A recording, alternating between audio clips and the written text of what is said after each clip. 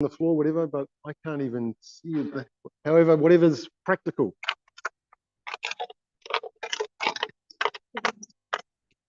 I thought I'd dress the king since it was such an opulent setting, so please excuse me. Jaya Radha Madhava Kunja Bihari Radha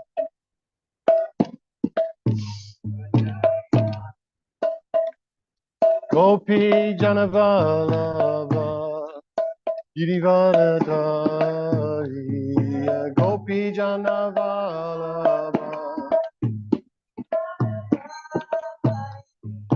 Gopi Janavalava Girivaradari Gopi Janavalava Yasodanandana Braja Janaranjana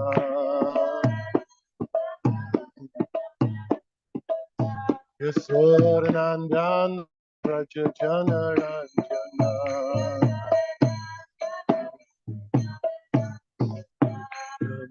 Tira Vanacharya Yamuna Tira Vanacharya Tira Hare Krishna Hare Krishna Krishna Krishna Hare Hare Hare Rama Hare Rama Rama Rama Hare Hare Hare Krishna Hare Krishna Krishna Krishna Hare Hare Hare Rama Hare Rama Rama Hare Krishna Krishna Krishna Hare Hare Hare Rama Rama Rama Hare Hare Krishna Hare Krishna Krishna Krishna Hare Hare Hare Rama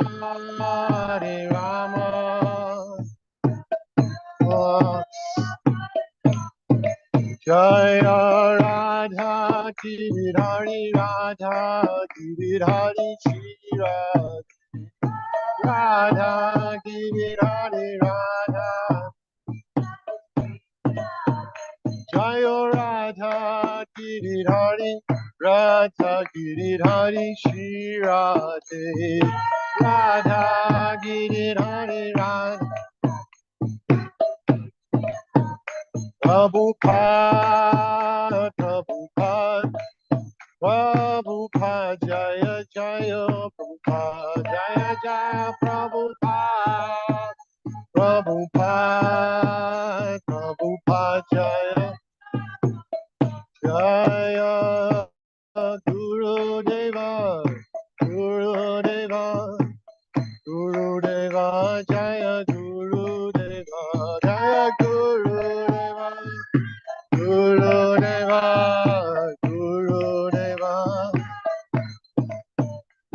Hari Bol, Hari Bol, Nitai Gora, Hari Bol, Nitai Gora, Hari Bol,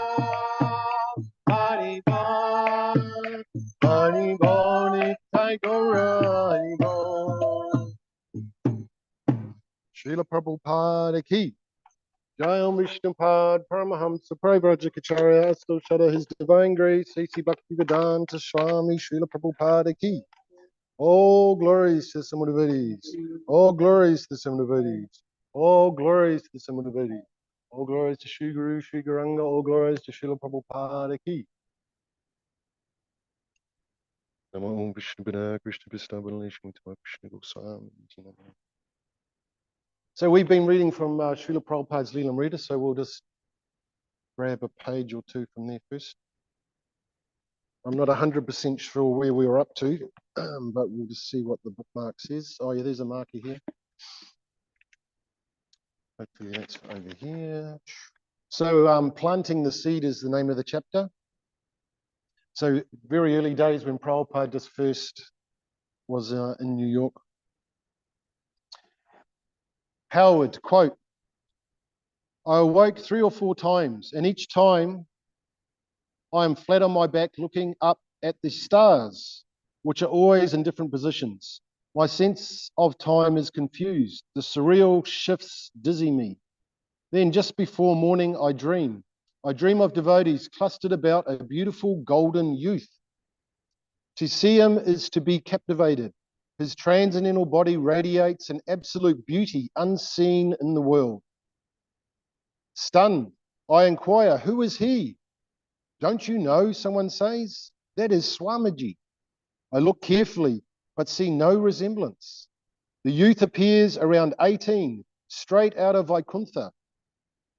If that's Swamiji, I wonder to myself, why doesn't he come to earth like that?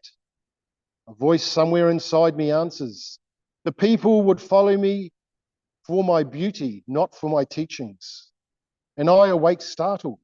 The dream is clear in my mind, more like a vision than a dream. I feel strangely refreshed, bathed in some unknown balm.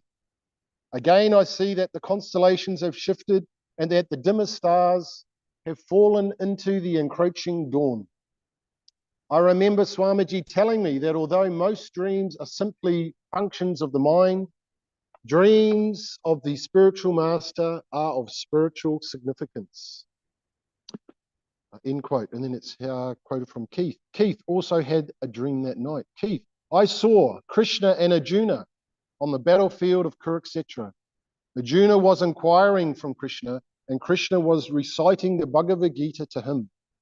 Then that picture phased out and the images changed. And there was Swamiji, and I was kneeling in front of him, and the same dialogue was going on. I had the understanding that now is the time, and Swamiji is presenting the same thing as Krishna, and we are all in the position of Arjuna. The dream made it very clear that hearing from Swamiji was as good as hearing from Krishna. End quote. The sun rose over the mountains, streaking the morning sky above the lake with colours. Wally and Keith were walking around the grounds, saying to Prabhupada how beautiful it all was. Quote, we are not so concerned with beautiful scenery, said Srila Prabhupada. We are concerned with the beautiful one who has made beautiful scenery, end quote. Let's go a bit more, eh? Later, Prabhupada sat next to Bruce in the Volkswagen returning to the city. The car went winding around on a ribbon of smooth black mountain road with lush green forests, close and intimate vistas of mountains and expansive sky. It was a rare occasion for Bruce to be driving Prabhupada in a car because none of Swamiji's boys had cars. They would always travel by bus or subway. It seemed fitting for the Swami to have a car to ride in. But this was only a little Volkswagen, and Bruce winced whenever they hit a bump, and it jolted Prabhupada. As they wound their way on through the mountains, Bruce recalled something he had read in a book by Aldous Huxley's wife about the best places for meditation. One opinion had been that the best place to meditate was a large body of water because of the negative ions in the air. And the other opinion was that it was better to meditate in the mountains because you are higher up and closer to God. It is better, quote, it is better for spiritual realization to meditate in the mountains. Or is it, question, is it better for spiritual realization to meditate in the mountains? Bruce asked. Prabhupada replied, this is nonsense. There is no question of better place. Are you thinking that God is up on some planet or something and you have to go up high? No, you can meditate anywhere. Just chant Hare Krishna. After some time, the drive became tiring for Prabhupada and he dozed, his head resting forward. Bruce walked with Swamiji up to his apartment, opening the door for him, adjusting the window as he liked it, and preparing things in his room as if he were the Swamiji's personal servant. Prabhupada settled back into his Second Avenue apartment, feeling pleased with the visit to Ananda Ashram. The kirtan had been successful, and one of Dr. Mishra's foremost students had commented that he was impressed by Prabhupada's followers. Simply by chanting, they seemed to achieve an advanced level of yoga discipline, whereas we have more difficulty with all our postures and breath control. Srila Prabhupada ki. Om Namo Bhagavate Vasudevaya. Om Namo Bhagavate Vasudevaya. Om Namo Bhagavate Vasudevaya. Narayanam Namaskritya Naram Chaiva Narottamam Devim Saraswatim Vyasam Tato Jayam Udirayat. I was born in the darkness of ignorance, and by the mercy of my spiritual master, he is kindly forcing open my eyes with the torchlight of transcendental knowledge. I offer my respectful obeisances unto him. Nama Om Vishnu Pada Krishna Krista Buddhalesham Swami.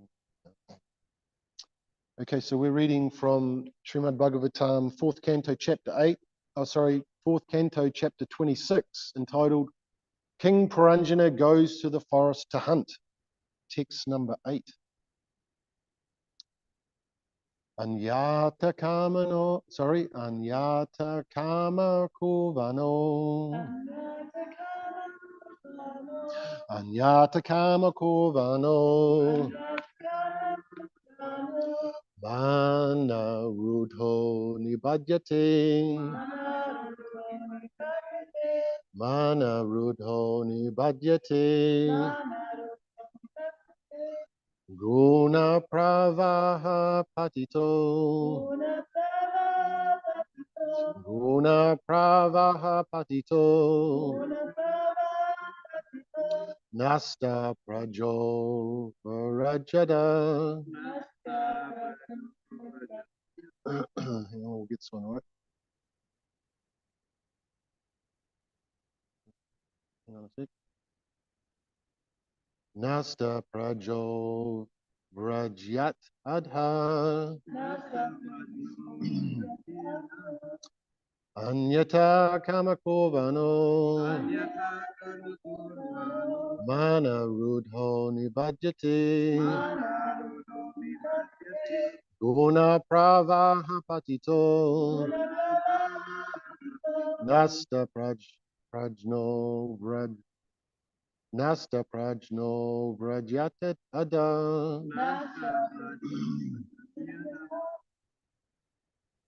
Anyata karma kurvano. Anyata kamakovano. Nipatyate. Nama rudho nibhadyate. Guna pravaha patito. Nasta prajno vrajyata. Mataji? Anyata kamakovano. Mana rudhana bhajate. Guna pravara prakito. Nasta prajno vrajyata. Anyata kamakovano. Mana rudhana bhajate. Guna pravara prakito.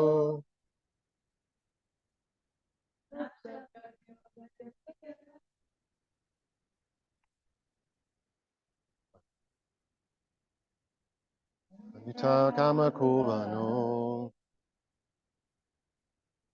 Mana rudhana bhajate. Guna pravapapatito. Nasta prajno vrti ada. Anyata. Otherwise. Kama. Fruit of activities. Purvana, while acting. Mana Anruddha, being influenced by false prestige. Nibandhyate, one becomes entangled. Kuna Bravaha, by the influence of the material qualities. Patitaha, fallen. Nasta Prajna, bereft of all intelligence. Brajati, thus he goes. Andaha, down. Translation and purport by His Divine Grace Srila Prabhupada, Srila Prabhupada Ki. Otherwise, a person who acts whimsically falls down due to false prestige. Thus he becomes involved in the laws of nature, which are composed of the three qualities, goodness, passion, and ignorance. In this way, a living entity becomes devoid of his real intelligence and becomes perpetually lost in the cycle of birth and death. Thus he goes up and down from a microbe in stool to a high position in the Brahma Loka planet. Purport. It's quite a big purport, so bear with me. We'll just work our way through. There are many important words in this verse. The first is anyata, otherwise, which indicates the one who does not take care for the Vedic rules and regulations. The rules and regulations laid down in the Vedas are called Sastra Vidhi. The Bhagavad Gita clearly states the one who does not accept the Sastra Vidhi or rules and regulations mentioned in the Vedic scriptures and acts whimsically or puffed up with false pride never attains perfection in this life, nor does he attain happiness or liberation from the material condition. Ya sastra vidam uspristya vatate kamakarata na sa siddhim avanopti na sukham na param gatim. He who discards scriptural injunctions and acts according to his own whims attains neither perfection nor happiness nor the supreme destination. Bhagavad Gita 16:23. Thus, one who deliberately transgressing the rules and regulations of the Sastra is simply involving himself more and more in material existence in the three modes of material nature. Human society should therefore follow the Vedic principles of life, which are summarized in Bhagavad Gita. Otherwise, life in material existence will continue. Foolish persons do not know that the soul is passing through 8,400,000 species of life. By the gradual process of evolution, one comes to the human form of life. He is supposed to follow the rules and regulations laid down in the Vedas. Sri Chaitanya Mahaprabhu says that the living entity, since time immemorial, is suffering the threefold miseries of material nature due to his demoniac attitude, which is his spirit of revolt against the Supreme Personality of Godhead. Krishna also confirms this in the Bhagavad Gita 15:7. Mamaivamso jiva loke jiva bhuta sanatana. Manasastrani indrani prakriti stani kashati. The living entities in this conditioned world are my eternal fragmental parts. Due to conditioned life, they are struggling very hard with the six senses, which include the mind. Every living entity is part and parcel of God. There is no reason for the living entities being put into the miserable threefold condition of material existence, but that he voluntarily accepts material existence on the false pretext of becoming an enjoyer. To save him from this horrible condition, the Lord has given all the Vedic literatures in his incarnation of Vyasadeva. It is therefore said, Krishna Bole Se Jiva Anadi Baramukha. Ata eva mayatari daya samsara dukkha. By forgetting Krishna, the living entity has become materialistic since time immemorial. Therefore, the illusory energy of Krishna is giving him different types of miseries in material existence. Madhya Lila 21:17. Another quote here, Maya Mugda Jiva Nahi Swata Krishna Jana, Jevare Kripa Kaliya Krishna Veda Purana. When a living entity is enchanted, by the external energy, he cannot revive his original Krishna consciousness independently. Due to such circumstances, Krishna has kindly given him the Vedic literatures such as the 4 Vedas and 18 Puranas. Chaitanya Charitamrita Madhya 21:22.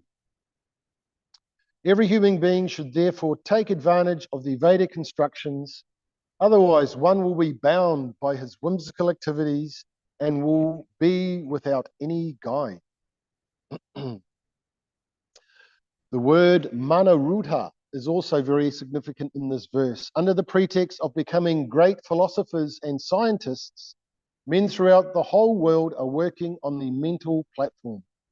Such men are generally non-devotees due to not caring for the instructions given by the Lord to the first living creature, Lord Brahma. The Bhagavatam 5:18-12 therefore says, Hava abhaktasya kuto mahadguna mano ratne nasti dvavato bahi. A person who is a non-devotee has no good qualifications because he acts on the mental platform. One who acts on the mental platform has to change his standard of knowledge periodically. We consequently see that one philosopher may disagree with another philosopher, and one scientist may put forward a theory contradicting the theory of another scientist. All of this is due to their working on the mental platform without a standard of knowledge. In the Vedic instructions, however, the standard of knowledge is accepted, even though it sometimes, I'll start again. In the Vedic instructions, however, the standard of knowledge is accepted, even though it may sometimes appear that the statements are contradictory. Because the Vedas are the standard of knowledge, even though they may appear contradictory, they should be accepted. If one does not accept them, he will be bound by the material conditions. We're getting there. We're not far off. The material conditions are described in this verse as guna pravaha, the flowing of the 3 modes of material nature.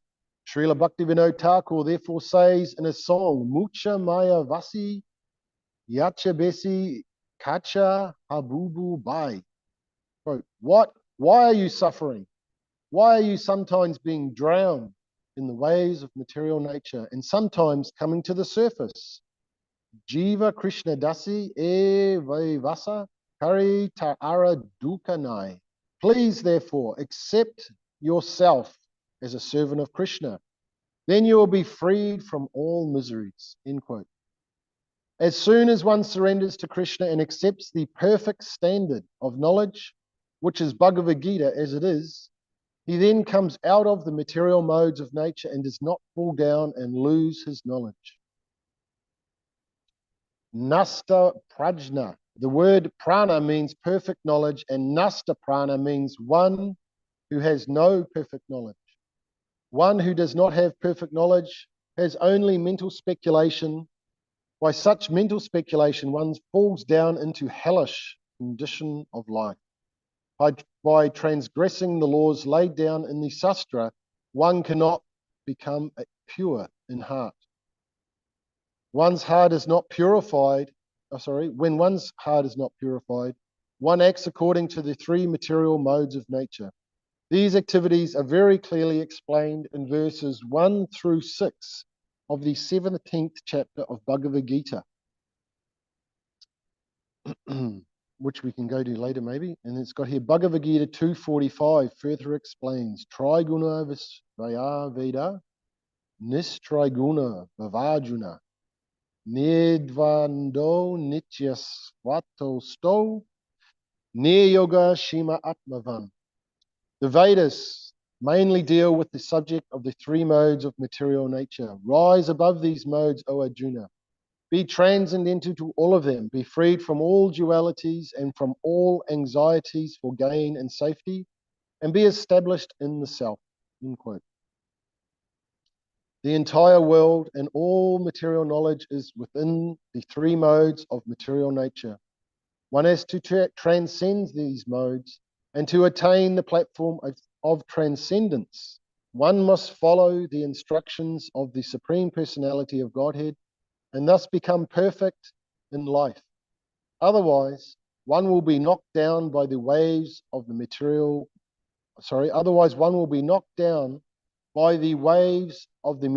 nature's three modes. This is further explained in Srimad Bhagavatam 7:5-30 in the words of Prahlad Maharaj. Matena Krishna Parata Svatova Vitobi Padyeta Griha Vritanam Andanta Gobir Vistam Timishram Puna Punas Chavita Chavananam. Materialistic persons who are too much engaged in material enjoyment and who do not know anything beyond their material experiences are carried by the whims of material nature. They live a life characterized by chewing the chewed, and they are controlled by their uncontrolled senses. Thus they go down to the darkest regions of hellish life. Srila Prabhupada Ki. Translation again. Otherwise, a person who acts whimsically falls down due to false prestige. Thus he becomes involved in the laws of material nature, which are composed of the three qualities: goodness, passion, and ignorance. In this way, a living entity becomes devoid of his real intelligence and becomes perpetually lost in the cycle of birth and death. Thus he goes up and down from a microbe in stool to a high position in the Brahma Loka planet. Om Gana Tamarandasya Jananjana Silakaya Chakshul Ummilitam Jina Tasmai Shri Gurave Namaha. I was born in the darkness of ignorance, and I offer my respectful obeisances unto my spiritual master. Nama Om Shivaya Krishna Sarvadana. So we become so captivated, by this material energy, goodness, passion, ignorance. So, all this opulence here for the wedding. I'm wearing the fancy shirt today. So I can become very bewildered thinking, yes, I'm very great. I'm a king, worship me, and I can be looking down and thinking, oh, this is all but this is just the material energy, the illusion. Because when we hear Bhagavad Gita and we try and understand Bhagavad Gita, we understand that we're none of this. We are the jiva, the infinitesimal jiva within the body, witnessing all these activities. But as is being mentioned here, this material energy is so strong, and our senses, our eyes, we're looking, where is beautiful lady, and then where are beautiful smells. And so we become enamored by our senses and our mind. Like the horses and the reins we see in the illustration in the Bhagavad Gita of the chariot, and we're seated in the chariot and we're horrified by the uncontrolled senses, dragging this chariot around. But this is our predicament. If we are not using our intelligence correctly, if we are just controlled by these senses, then we will be dragged, like it mentions there, all the way down to hell by lust, greed, anger. These will drag us. These are the three gates, wide open, waiting for us to become influenced by goodness, passion, and ignorance. So that we have to be very aware of the danger. You've got to know what the danger is. So this Maya Devi is, just twinkling her eyes and captivating us and then just taking us away. So we're very elaborately hearing this story of Paranjan, who was a king in very nice dress, and he had his beautiful wife, And then he goes hunting for more beautiful women. He's gone on the hunt. So then the wife will be very displeased, and we hear how she displays her disappointment. And then he goes, the right word is groveling, but he goes back and tries to pacify his wife with sweet words and touching and please, please, please. And then she controls him again. Has that full control. So then she is ruling the roost, and we all know as husbands that the wife is control of the whole situation. We are the servant of the wife. This is the predicament that we accept. I shouldn't say predicament, but because here we are. Good thing the husband and the wife are not here. I can see by the expressions on the ladies' wives, they're thinking this Madhu. But I'm speaking Sastra. Our predicament is so great. The ladies are controlling the situation, and we have to provide. We are providing the wealth and the household and doing all these things, and we are thinking this is perfect. I have my palace, I have my queen, I have my servants, I have my children. Soon I'll have grandchildren, and I will be happy. But we are not thinking about Jara or the time. The time factor is there, and she will come walking in one day and going, time is up. And if we have not practiced devotional service, and if we have just simply served the family, yes, we can do that according to the Vedic conjunctions, and we can do it very nicely, and we can do the marriage ceremony and the birth of the child ceremony and the cutting the hair ceremony. There are so many ceremonies. But if we don't follow these, if we discard rules and regulations and we act according to our own whims, then we are doomed. So we have to follow if we want to achieve a higher destination at the end of this life. And we don't even want a higher destination in this life. We don't want to go to Brahmaloka. We don't want our own planet. We don't want a palace, full of queens and servants. Theoretically, we're saying this, but because these things are very attractive. We cannot deny the attraction. But this is on the material platform. We've got to raise ourselves up above the three modes, and we can only do that by engaging in devotional service. Krishna is clearly stating in the Bhagavad Gita that by engaging in devotional service, one transgresses the three modes of material nature. And this is the only way out. The only way out is by serving the boss or the controller. You've got to serve the controller if you want to get out. Otherwise, you are simply serving the mind and the senses. And the mind and the senses will just put us in this cycle of samsara. Round and round we go, like the big Ferris wheel. We're going up and we're thinking, oh, this is very good. We're going up. We're getting a very nice view. We're the top of the Ferris wheel. But then, hello, now we are going down. We're going down. And then, we understand we can go right down to the lower forms. Now, this microbe and stool is actually a reality. But the bizarre thing is that microbe and stool is very happy. It is very warm in here, in this stool. He's very satisfied because his consciousness has been dragged down. He has been into hellish existence. Maybe where we hear of the road to hell is like a blazing fire, and you are dragged along there by chains or whatever it may be. We are dragged along the road to the court of Yamaraj. So it's very hot. So this microbe is in the stool thinking, oh, this is a very comfortable place. It's better than that road to hell. This place in the nice, warm, wet, moist stool is very comfortable. I am no longer on the burning road to hell. So this is, like the comparison, the yin and the yang, the happiness and the distress. This is what we are constantly bouncing off in this material world. Happiness and distress. It's just like this winter, we hear the winter and the summer season. And practically we can see we are all going through that. Whether you're a king or whether you're a beggar, you're still experiencing the sukha and the dukkha, regardless of the size of your bank balance and what sort of car you drive. Regardless of all of that, the material energy is going to give you happiness and distress, whether you endeavor for it or not. So we have to learn this tatiksha, this tolerance. We've got to tolerate the ups and the downs and the ups. It's like being, and we hear of the ocean, you know, and the rocking of the boat. So we just have to be very tolerant of the situation, and we have to accept full responsibility that I chose this situation, and I am I've sown my own garden, all the seeds. It's all me.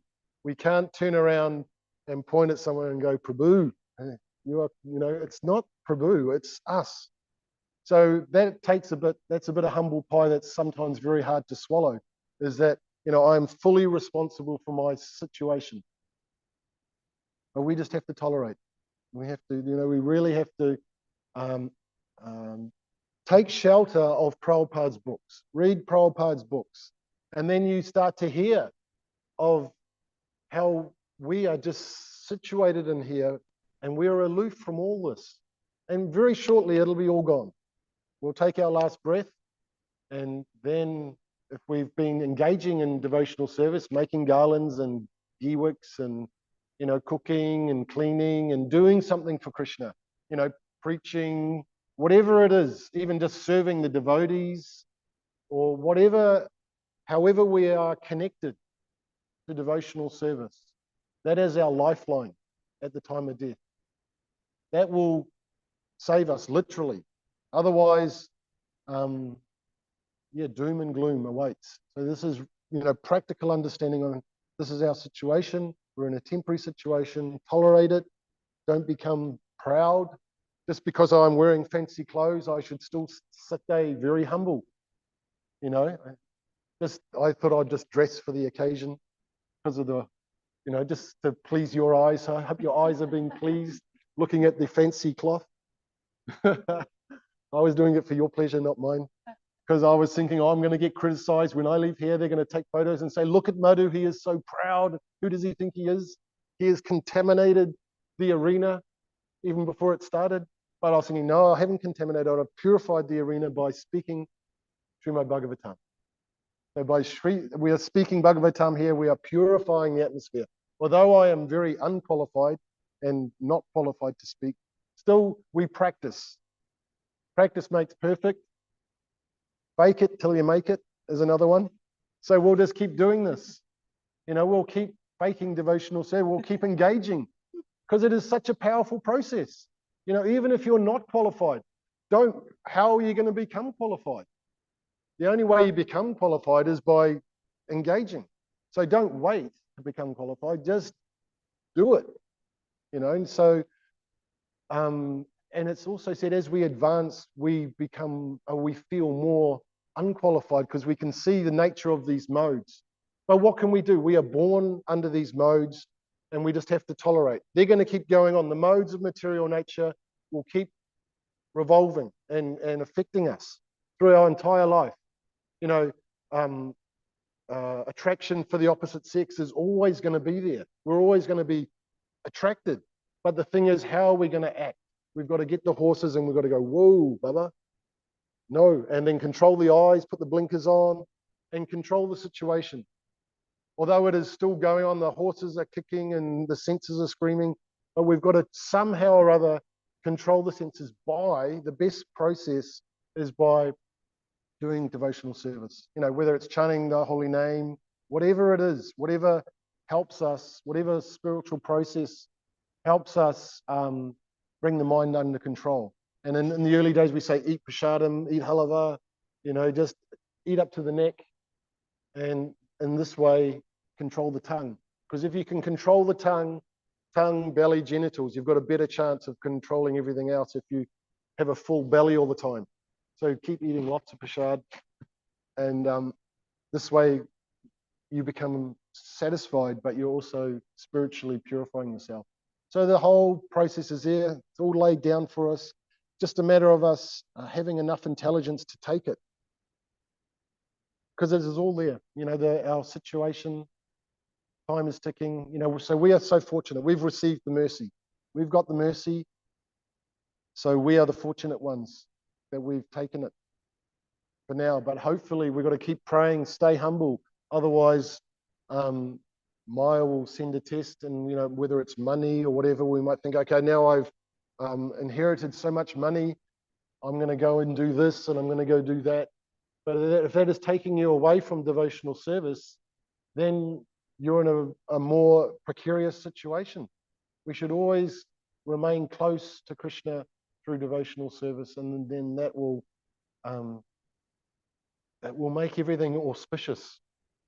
One example I can give is just currently, well, I have a sister-in-law. My brother married this very nice lady many years ago, and I'm going back, like how long ago was that? Say 20 years ago, maybe even longer. So I was a Hare Krishna then too, so she used to, in a family-friendly way, mock me, you know, what is this Hare Krishna? What are you doing? Da da da da da. Why aren't you eating meat? All the usual stuff that the non-devotees, they can't see, the opulence and the beauty of Krishna. They are blinded. You hear of being blinded by your desires. So she was blinded by her false pride and whatever it might be. And I was always humble. I never used to argue with her. I'd just go, yeah, whatever. Funny. I'm an idiot, and you've got it together. But knowing that I've read the Bhagavatam, I was knowing, let's just see what plan Krishna has for her, right? Because we understand also that if there is a devotee in the family, then 7 generations either side will be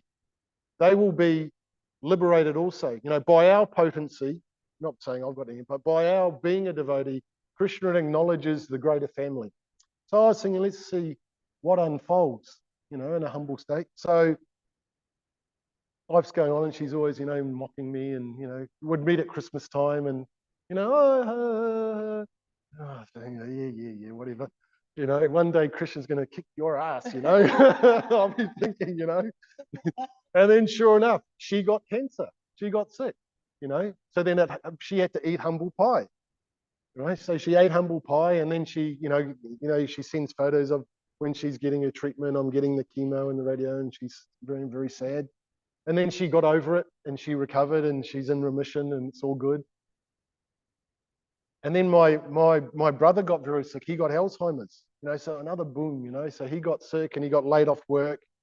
And then because the company he was working for, they had like health insurance and all that sort of thing for him.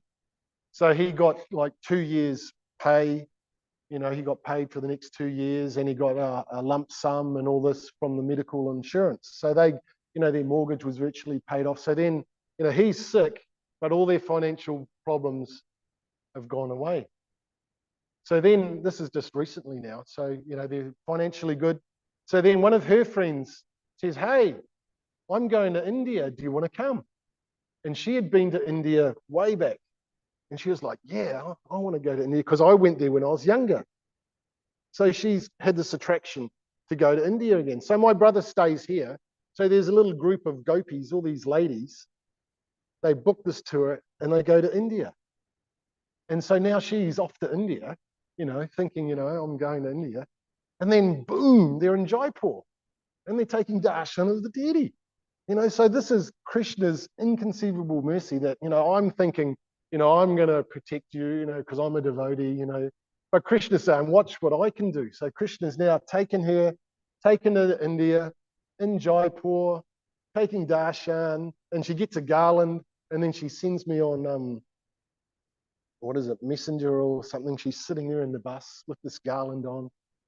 And Krishna, she's saying. And I'm just thinking, what is going on?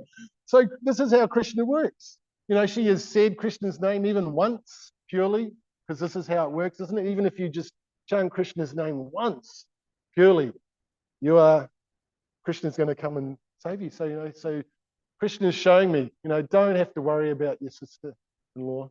I've got her already under my wing. He's already taken her and given her darshan and the garland. And so this is how Krishna works. So we shouldn't think this process doesn't work, And same with when my father left his body and my mother left their body, just really bizarre situations that just show you, Krishna's got it all under control. He knows everything. Yeah, like about all the ants, he's got it all. So we just have to be a very humble servant, my dear Lord. Please, I see what you are doing. It's inconceivable how you do this, because with our tiny little brains, we're thinking, how can he arrange that this and this happens, and then that happens, and then that happens, and then that and that and that happens? It's because he is the supreme controller. So we just have to accept this, that they're the supreme controller. His name is Krishna Govinda. He plays a flute. He's got a threefold bending form, and his girlfriend is Radharani. If we accept this with full faith, then Krishna will do his magic, literally magic. It'll happen. So we just have to be patient and tolerate our situation. Our situation may not be perfect, and it never will be perfect, but the perfection will come when we leave our bodies. That is where the real perfection kicks in, because we go to that transcendental platform and we have served the Supreme Personality of Godhead. So, whether it's the Swan aeroplanes will come down and we'll be godsmacked. But, it'll be because Krishna is indebted to the service we've done.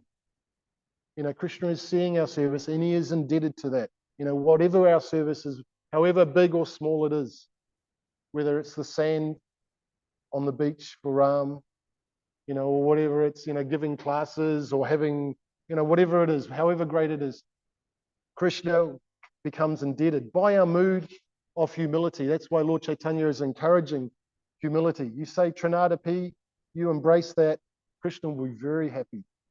Lord Chaitanya is very happy with his Trinadapi because you're not committing offenses, because we don't know what everyone is going through. I don't know all your situations and what is going on in your family life and your family members. And so I have to just be very respectful to everybody, because some people are going through hell, and some other people have won lotto, and, if I'm humble, they might give me some money.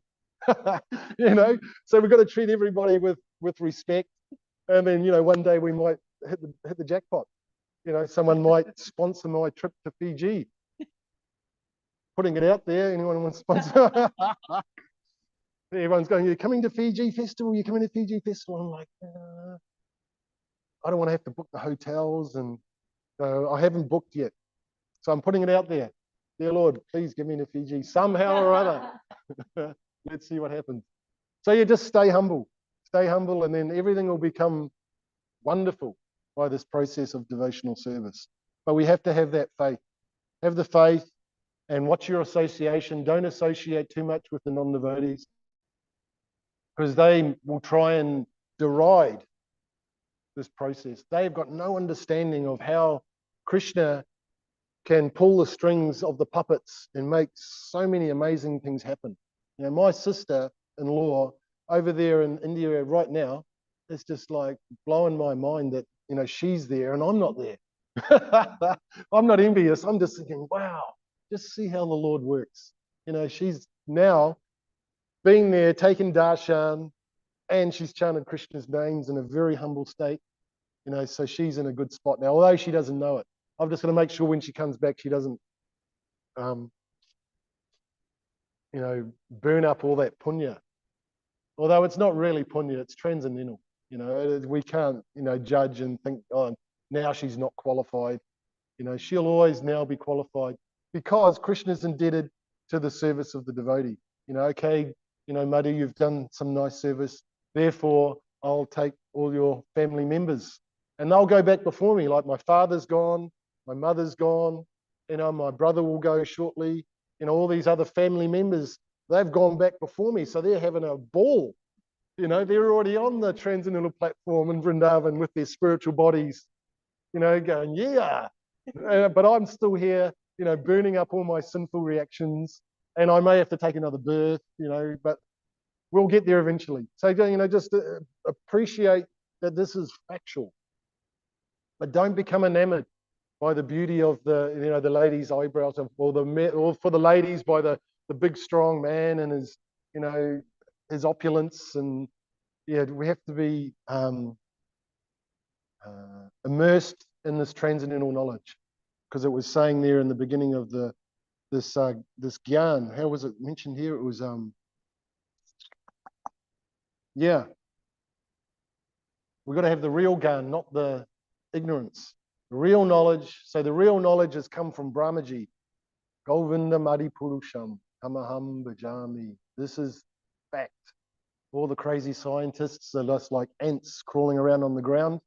You know, how can they understand this Govinda Maripurusham? You've got to have 4 heads, you know, and you've got to meditate for thousands of years to get this understanding. And so then Lord Chaitanya went and revealed the Brahma Samhita and gave it to us in this age of Kali.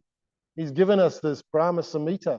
And then Bhakti Siddhanta has translated the Brahma Samhita for us. And we just have to read one line at a time because of our limited. But you keep reading the Brahma Samhita by Bhakti Siddhanta Maharaj and it starts to all make sense.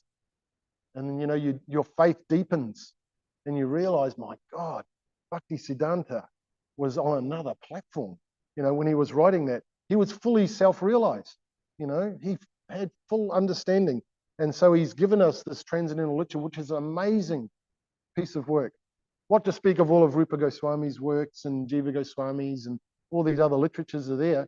So we just got to take them one line at a time or even one word at a time and digest it. Now, just on that point of reading the Brahma Samhita, when you get these apps and like this one is Pocket Veda, and you're reading Brahma Samhita, you come to these really big words, you can just press on it and it takes you to the web and it explains what that word is. And then your mind just gets blown away by how precise that word fits into the description that Bhakti Siddhanta is giving. It's just amazing how deep the connection is with. This one is Pocket Vedas, Pocket. And there you got all the scriptures, you got all of Prabhupada's books. And then when you're reading, you can press and you can search and it takes you and it just makes it so much easier to understand. You don't have to go off somewhere else. You just got to press. So this is using technology. But it really is. It's amazing how Bhakti Siddhanta has so deeply and precisely given us this knowledge. Yeah. Shall I give you a quick? Oh, I can try and give you a quick. Let's see if I go Brahma Samhita now. I'll just do this very briefly and then we'll end. Brahma Samhita, even just the forward and the introduction, right? And you go into the thing, and even the first sentence. Krishna is the exalted supreme entity, having his eternal name, eternal form, eternal attribution, and eternal pastimes. The very name Krishna implies, you know, where's a. Anyhow, you read it and then you come to some word and it's like, what the heck is he trying to say there? You press on it and it all becomes very, very clear. And then it all comes clear by hearing, by coming to Bhagavatam class, hearing from the devotees, it starts all making sense. Yeah, let's leave it there because no doubt they've got to get ready for the wedding. For the king to accept his queen and then have all their jivas. But as long as they're staying connected to Krishna, what a place to come and take. You know, it's like potent. I was married on the banks of the river in Queenstown. But we had the festival there. We're having the back in the day, we had a festival going around the South Island, and that's where I took my vows on the bank of the river there, the lake there in Queenstown. But astrologically, it was not a good time to get married. And actually, Gaura Gopal's father, JTC, he was saying, don't do it, don't get married on this day. It's a very inauspicious day, right? But then Indradumna Swami was going, no, this is a festival. We're going to push on. We're going to have the festival, you know. So we went up and above the material energy. But it was quite funny because, you know, material energy is material energy and that it is what it is. And it was saying that day is not a good day. So it was quite funny. We're all there, you know, devotees and everything. And there was a bikie convention. So there we were getting married and there was all these bikie guys standing around with their big jackets and, you know, so the energy was still there, but we were there, you know, doing our thing as well. So it was quite interesting. So my wedding, I had all the gangsters at my wedding, but I had the holy name and it overcame everything else. So this, again, we can use the Veda and the astrology and all these things for our benefit. And it can be very beneficial. I use the Vastu thing for my house, put my house right on the Vastu line, and I had like a river of wealth Money just was coming. It was really good. But then we have to renounce these things. The money is the honey, but still there's a point where we've got to go, okay, that's enough money. I will just pass that over and I'll come and serve the Supreme Lord because death is coming. So I've got to, I can't, no matter how much money you got, you can't get into Vaikuntha. There's a big wall and it's a thick wall of earth. And then there's earth and there's water, fire. There's no way you're getting out. With how you can get your mining tool and try and drill through, but you're not going anywhere. Only by the mercy of the Lord. So we prayed there, Lord, please allow us to engage you in devotional service and allow us to remember the land of Vrindavan. Let that become the foremost thing in our mind. The full moon night when Krishna is playing his flute, we can remember that. Then we're so fortunate. So this is what we're going to do. Control the mind to remember those things and not all the other distractions that are here in this material world. Okay, any questions, comments? Thank you very much.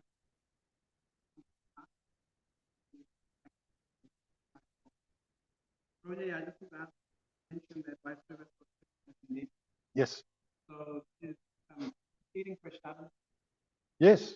By eating prashadam, he's very pleased. He's happy. We want to make Krishna happy, right? Whatever makes Krishna happy. So, yeah, totally. Absolutely. Just keep coming and eating. Krishna is pleased. You're not going to McDonald's. You're coming here and taking Krishna Prashadam. So, of course, he's very, without a doubt. It is that simple. Just calling out his name is, like the son calling out to the father. It's very pleasing to the ears to hear, Prabhu, Prabhu. Immediately our ears become captured by that. So it's fact, Krishna is our dearmost friend. And if we remember him, he's over the moon, literally. But we don't see it because of our ignorance. We are not seeing, but Krishna is so pleased that Madhu is sitting here speaking about him. I also have to be very humble. Otherwise, Krishna will give me a big kick. So we've got to do it in the right mood.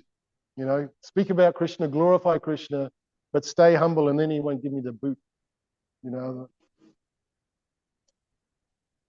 Yes. Yes, but still, the mercy is still there, and also as devotees, we've got to make sure we're not looking for faults in others. Oh, look how much halava Madhu had. He is always coming for the sweets. But I was given that instruction by my Guru Maharaj. She said, now your name is Madhumangala. You have license to eat unlimited sweets. So I have that permission. Take prashad. Yes. Ooh. That is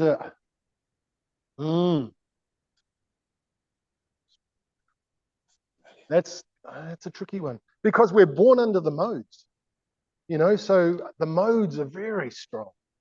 And if we are born under the lower modes, then this tolerance thing, it's like trying to, like having a raging bull, how do you control a raging bull? It's not so easy.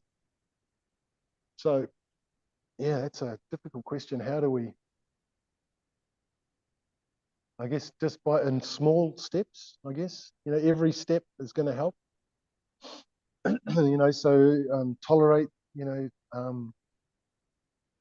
maybe not yelling for so long, just yell a little bit less. Initially, I'll only yell at you for 15 minutes and not an hour. So I'll only give you 15 minutes, and then this way I'll gradually reduce my anger. You can take note. So just gradually, we can't do it all in one hit. Poof. Now I am, big yogi, and I'm tolerating. I can sit on fire and submerge myself in water, freezing cold. We can't do that. We have to understand Kali Yuga. We are very weak and very fallen, no intelligence, but still somehow or other we've got to be desperate for the mercy. We've got to realize, I'm desperate because I had a near death and I saw, that's pretty dark and ugly, so I'm desperate for Krishna to be there at the time of death. Really?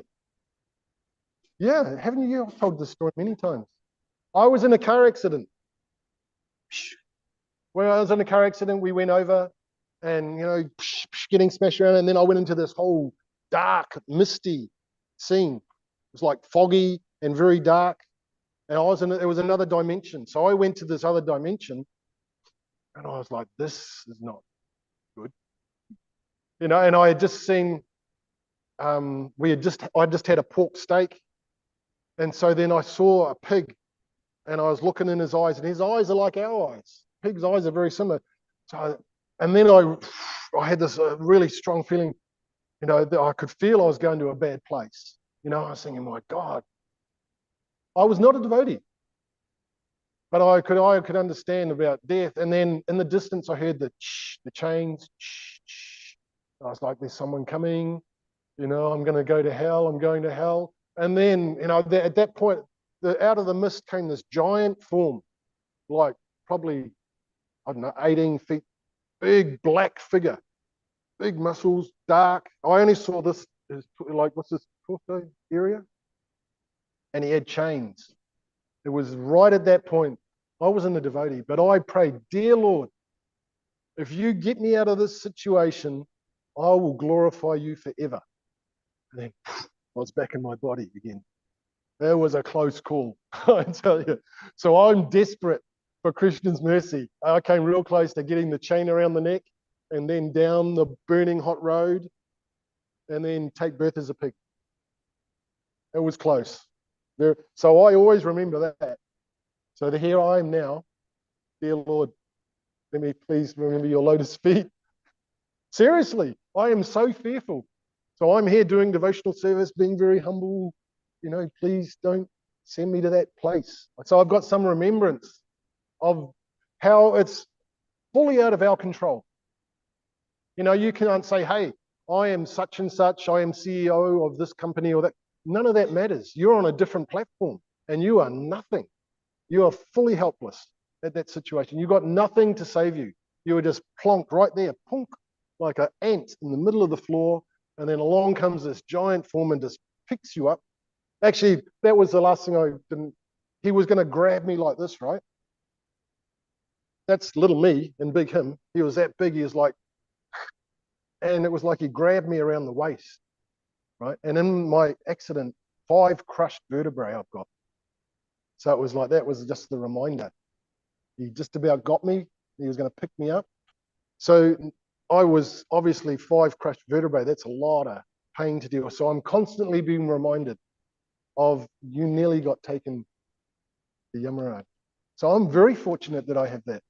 That keeps me right on the line. So when the Davies come along, oh, Prabhu, Prabhu, I've just got to go, dunk, nut, because in fact, this is it. The material energy is like that. It's presenting test, test, test.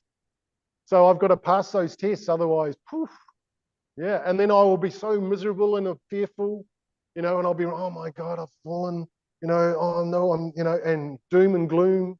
And, the Sustra confirmed, you're finished. Come back in 10,000 lives and we'll consider you. So this is a reality. We've got to be serious. This is why the Vedic scriptures are given to us, so that we're not on the animal platform. We're on the human platform. And human platform, one wife. That is it, bus. Or you can have a few more if you want, depending where you live. But you've got to protect and provide. You've got to have so many palaces. You can't have 1 or 2 and then one is a handful. Yeah, 1 is enough. And you've got to do it nicely. Provide, protect, nurture, like this. So that's a big job. That's a big job. But according to the rules and regulations, down the line. And then there is hope. So that's why we are practicing this whole process, because we are fearful of death and we are fearful of Yamaraj. He is one scary dude. When you are so helpless and you've got nothing, you're there, punk, and chains coming, it's like, whew. So that's why I'm a devotee. I'm a devotee out of fear. Isn't it? Some come seeking knowledge, desiring wealth, and I am, basically you could say I'm passing stool because I'm so fearful. That's how fearful you get. When someone gets really scared, you just go, poof. So literally, that's the situation I was in. So yeah, please bless me. Yeah, that was bizarre.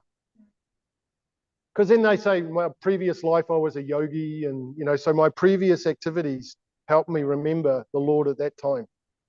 Yeah, that's a fact. So that's our previous highest chitta or whatever you want to call it, activities. So I'm lucky. So I've carried on from where I left off, you could say.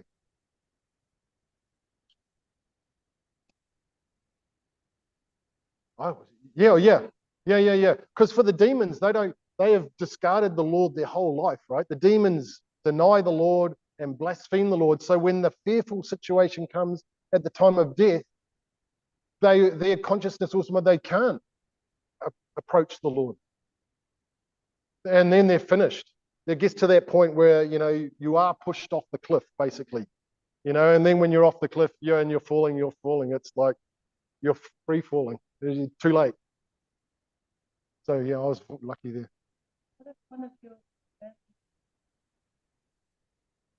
Yeah. they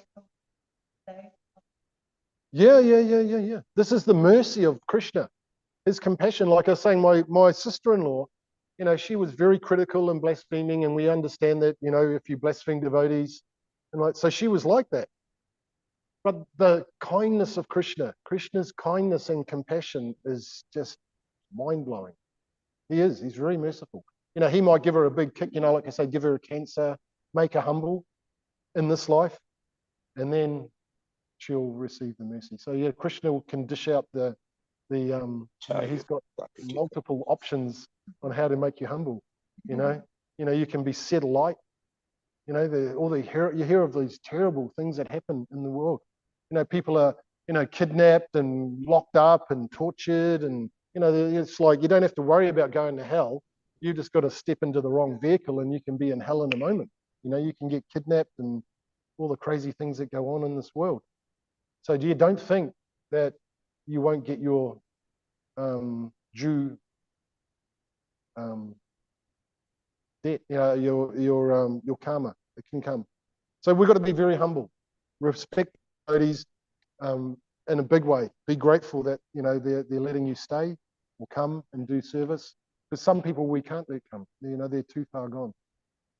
That's a very unfortunate situation. Although Prabhupada was very merciful, and we hear of so many situations where devotees fell down and left, and the devotees are going, yeah, go on, get him out of here, But Prabhupada was going, no, bring him back, bring him back. So this is the mood of Krishna, bring everyone back. No one's that bad, and obviously Jagai and Madai, So we should not be such harsh judges, because Lord Chaitanya Mahaprabhu is very, look at me, I'm sitting here doing this. This is due to mercy. It's the mercy that I'm got this to do here, to read this. I got that book, that first book I got, it was like a bomb. It just, so this is the real mercy coming down from Prabhupada. And we have to always remember that it's not us, it is the mercy that we are able to do these things. We're able to sit here and speak. So this is Srila Prabhupada's mercy upon us. I'll end it there. Grantaraj Srimad Bhagavatam Ki.